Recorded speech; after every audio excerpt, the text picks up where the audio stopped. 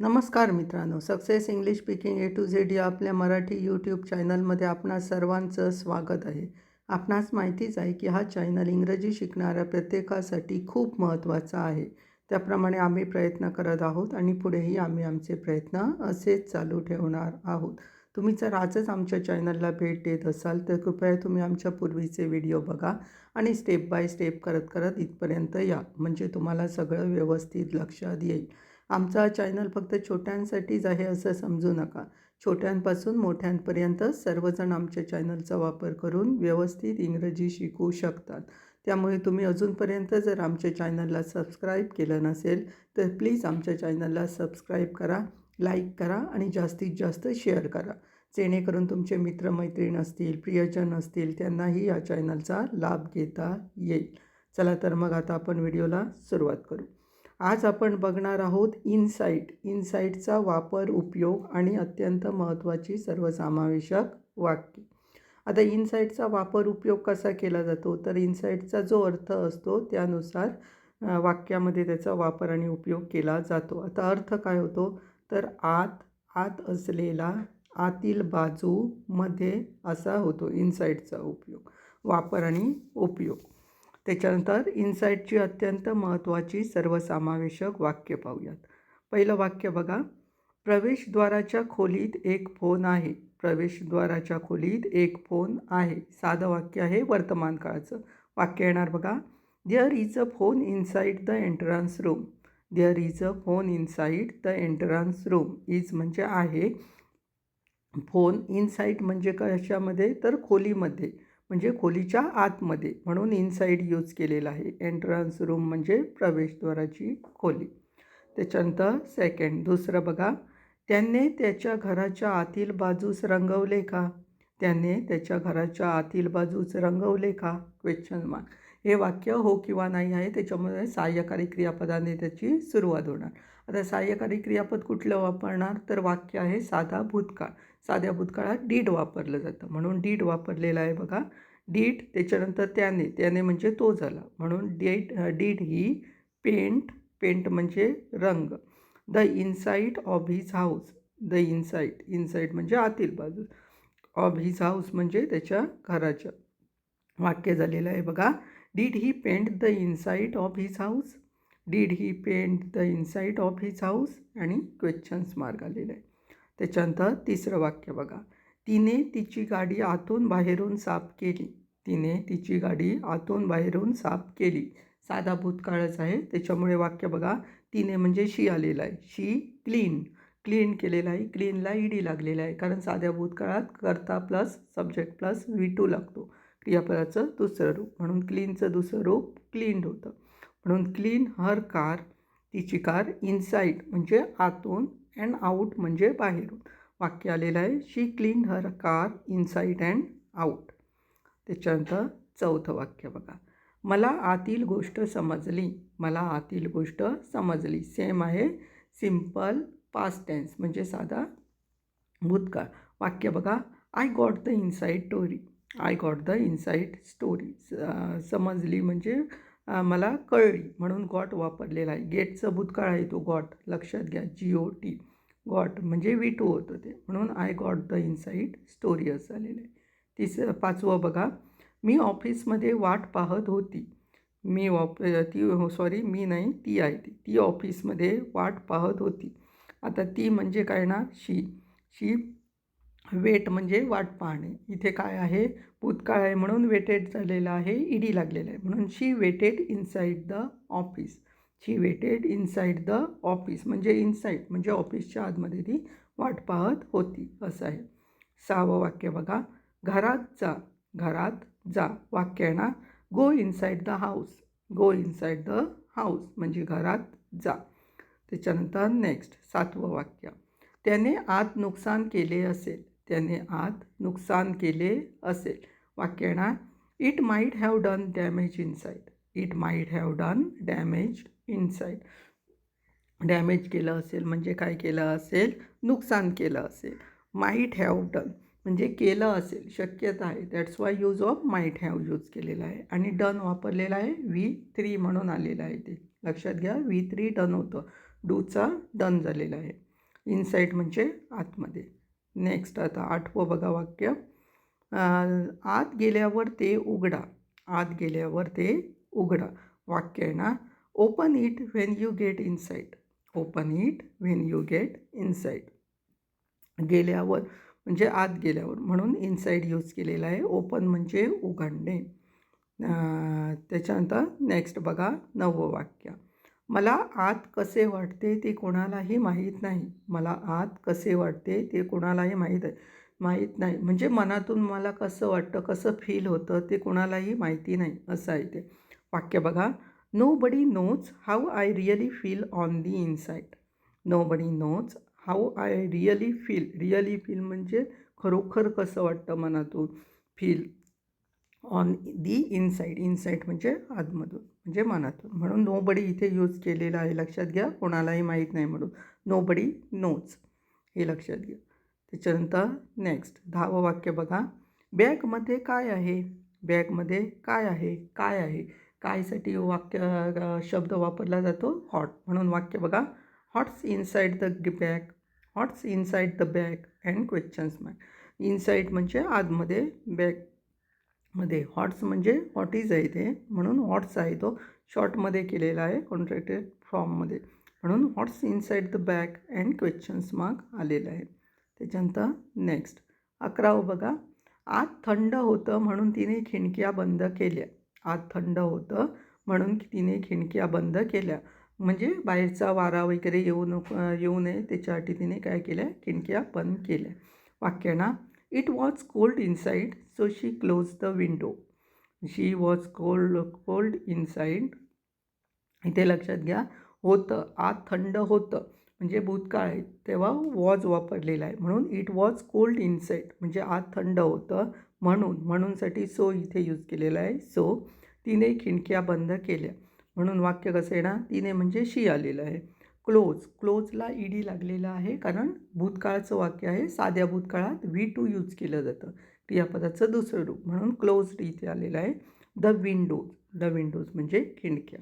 वाक्य. It was cold inside so she close the windows. 12वं वाक्य बघा. इतर कोणालाही आत जाऊ दिले नाही. इतर कोणालाही आत जाऊ दिले नाही. त्याचा दुसरा अर्थ होतो म्हणजे इतर कोणालाही आत जाण्याची परवानगी नाही, म्हणजे जाऊ शकत नाही. वाक्य ना, no one else was allowed inside. No one else was allowed inside. Else म्हणजे कोणालाही नाही, नो वन एल्स म्हणजे कोणालाही नाही, अलाउड म्हणजे परवानगी, इनसाईड म्हणजे आतमध्ये, म्हणून no one else was allowed inside असं आलेलं आहे वाक्य. नेक्स्ट 13वं वाक्य. मी माझी चावी माझ्या खोलीतच सोडली किंवा विसरली, काही पण म्हणू शकतो, कारण मी आहे. जिथे मी करता असतो तिथे गर्ल्स पण असू शकते, बॉय पण असू शकतो, म्हणजे जसं असेल त्याप्रमाणे तो बोलणार, त्याप्रमाणे आपण ते समजून घ्यायचं. म्हणून मी माझी चावी माझ्या खोलीतच सोडली किंवा विसरली असं आहे. वाक्य ना, आय लेफ्ट म्हणजे सोडणे. I left my key inside my room. I left my key inside my room. I left असं तुम्ही म्हणू शकता, म्हणजे सोडली म्हणून. आणि विसरलोसाठी असं म्हणायचं झालं तर I forgot my key inside my room. I forgot my key inside my room असं म्हणू शकता. विसरलोसाठी फॉरगॉट आहे, सोडलीसाठी लेफ्ट आहे, एवढं लक्षात घ्या. त्याच्यानंतर नेक्स्ट 14वं. ही पेटी फोडू नकोस, आत फुले आहेत. ही पेटी फोडू नकोस, आत फुले आहेत. वाक्य ना, डोंट क्रश दिस बॉक्स म्हणजे ही पेटी फोडू नकोस म्हणून काय आहे ना, डोंट क्रश दिस बॉक्स. आत फुले आहेत म्हणजे there are flowers inside. There are flowers inside म्हणजे इनसाईड म्हणजे आतमध्ये. वाक्य overall sentence. Don't crush this box, there are flowers inside. त्याच्यानंतर नेक्स्ट 15वं वाक्य बघा. बाहेर थंडी असल्याने आत या. बाहेर थंडी असल्याने आत या. वाक्य ना, come inside because it's cold outside. Come inside because it's cold outside. Outside म्हणजे बाहेर अँड इनसाईड्स म्हणजे आतमध्ये. कम म्हणजे येणे, कोल्ड म्हणजे थंड, बिकॉज म्हणजे कारणामुळे, म्हणजे असल्यानेसाठी त्यांच्यानी बिकॉज यूज केलेला आहे, म्हणजे त्या कारणामुळे तुम्ही काय करा, आत या, असं आहे ते. बरं, तिथे उल्लेख केलेला नाही आहे कारण म्हणून, पण असल्याने आहे, दॅट्स वाय यूज केलेलं आहे ते बिकॉज. वाक्य come inside because it's cold outside. Next 16वं, दार आतून बंद होते का? दार आतून बंद होते का? हो किंवा नाही ॲक्झिलरी वर्ब्सने सुरुवात. म्हणून वॉज ऑलरेडी वाक्य हे पास्ट टेन्समध्ये असल्यामुळे वॉज यूज केलेलं आहे. कारण द डोअर आहे ते काय आहे, सिंग्युलर आहे. आणि भूतकाळामध्ये सिंग्युलरसाठी वॉज वापरलं जातं अँड प्ल्युरलसाठी वेअर यूज केलं जातं. म्हणून द डोअर्स एक असल्यामुळे वॉज वापरलेलं आहे. म्हणून was the door lock from the inside, was the door lock from the inside and questions mark आलेले. लॉक म्हणजे करणे म्हणजे बंद करणे, नंतर इनसाईड म्हणजे आत, आणि ॲट लास्टला क्वेश्चन्स मार्क कशाला, तर प्रश्नार्थी वाक्य आहे म्हणून. त्याच्यानंतर नेक्स्ट 17वं, मी पेटी उघडली आणि आत पाहिलं. मी पेटी उघडली आणि आत पाहिलं. वाक्य दोन्हीही साध्या भूतकाळाची आहे, त्याच्यामुळे दोन्ही वाक्यामध्ये हे करताना V2 यूज केलेलं जातं. आता वाक्य बघा, मी पेटी उघडली म्हणजे काय ना, I open the box. I open the box. ओपनला ईडी लागलेला आहे, V2 आहे केलेलं आहे. हे एक वाक्य झालं, मी पेटी उघडली आणि अँड वापरलेलं आहे. आत पाहिलं. आत पाहिलं म्हणजे looked inside. Looked inside. Look म्हणजे पाहणे, त्याला ईडी लागलेलं आहे बिकॉज ऑफ पास्ट टेन्स आहे म्हणून, आणि इनसाईड म्हणजे आतमध्ये. इथे एक लक्षात घ्या, I open the box and looked inside. इथे दुसऱ्या वाक्यामध्ये तुम्ही म्हणाल की आय लुक्ड इनसाईड कशाला म्हटलं नाही, तर तिथे म्हणण्याची गरज नाही की कारण ऑलरेडी आपण पहिल्या वाक्यात करता यूज केलेलो आहोत आय म्हणून, बरोबर ना. I open the box and looked inside म्हणजे आपण पेटी उघडली आणि आत पाहिलं, त्याच्यामुळे मी पेटी उघडली आणि मी आत पाहिलं असं नाही आहे. म्हणजे आपण पेटी उघडलेली आहे आणि आपणच आत पाहत आहोत, त्याच्यामुळे परत आय रिपीट करायची गरज नाही. दॅट्स वाय यूज केलेला आहे, डायरेक्टली लुक्ड इनसाईड घेतलेलं आहे दुसऱ्या वाक्यामध्ये. म्हणजे I open the box and looked inside असं घेतलेलं आहे. परत सब्जेक्ट घ्यायची गरज नसते, कारण जॉईनिंगमध्ये कंजंक्शन यूज केलेलं आहे इथे अँड ना, त्याच्यामुळे. त्याच्यानंतर 18वं, तिला आत म्हणजे काय आहे ते पाहण्याची उत्सुकता होती. तिला आत म्हणजे काय आहे, म्हणजे त्यामध्ये काय आहे ते पाहण्याची उत्सुकता होती. वाक्य आहे ना, she had curious to see the inside. She had curious to see the inside. Curious असणे म्हणजे उत्सुकता असणे. सी म्हणजे पाहण्यासाठी, इनसाईड्स मीन्स आतमध्ये. ते हॅड वापरलेलं आहे, टू हॅवचं रूप आहे ते, टू हॅवचं भूतकाळी रूप हॅड आहे, त्याच्यामुळे हॅड इथे यूज केलेलं आहे, भूतकाळच आहे, दॅट्स वाय. म्हणून she had curious to see the inside असं आलेलं आहे. त्याच्यानंतर नेक्स्ट 19वं, आत खोली आहे. आत खोली आहे.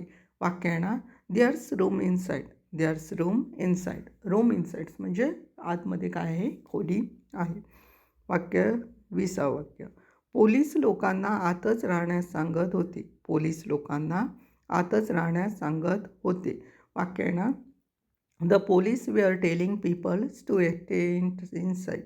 The police were telling people to stay inside. Stay म्हणजे आतमध्ये राहणे, इनसाईड म्हणजे आतमध्येच राहण्यासाठी स्टे आहे, अँड इनसाईड आतसाठी आहे.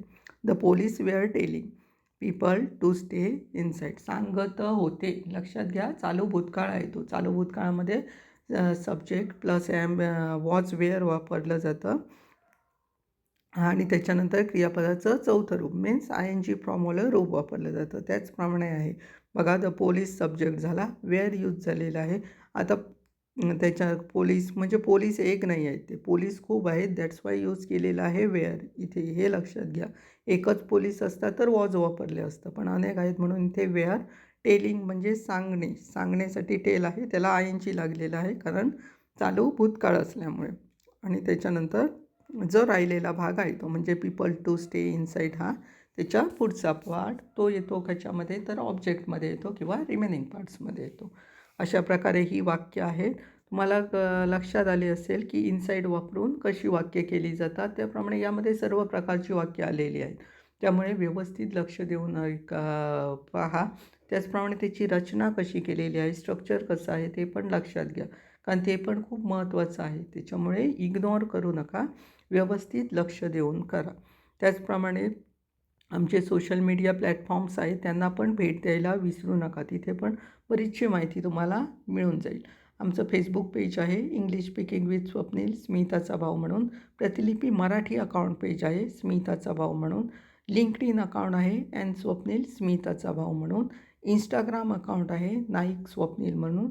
तिथे जाऊन आम्हाला फॉलो आणि लाईक करायला विसरू नका. त्याचप्रमाणे आमचं यूट्यूब चॅनल पण आहे सक्सेस इंग्लिश स्पीकिंग शॉर्ट्स म्हणून. त्याची यूट्यूब चॅनल लिंक आहे https://www.youtube.com/@swapnilnaik1. यूट्यूब हँडल लिंक आहे @swapnilnaik1. तिथे पण आम्ही शब्दसंग्रह देत असतो, व्होकॅब्युलरी देत असतो, म्हणजे तुमचं अजून बेटर व्हावं इंग्रजी म्हणून. कारण शब्दांची पण तेवढीच गरज असते. त्याच्यामुळे तिथे जाऊन पण आम्हाला सबस्क्राईब करायला विसरू नका. त्याचप्रमाणे लाईक करा आणि जास्तीत जास्त शेअर करा, जेणेकरून तुमचे मित्रमैत्रीण असतील, प्रियजन असतील, त्यांनाही या चॅनलचा जो चॅनल आहे त्याचा लाभ घेता येईल. त्याच्यामुळे सबस्क्राईब करायला विसरू नका. चला तर मग आता आपण भेटणार आहोत नेक्स्ट व्हिडिओजमध्ये. तोपर्यंत धन्यवाद.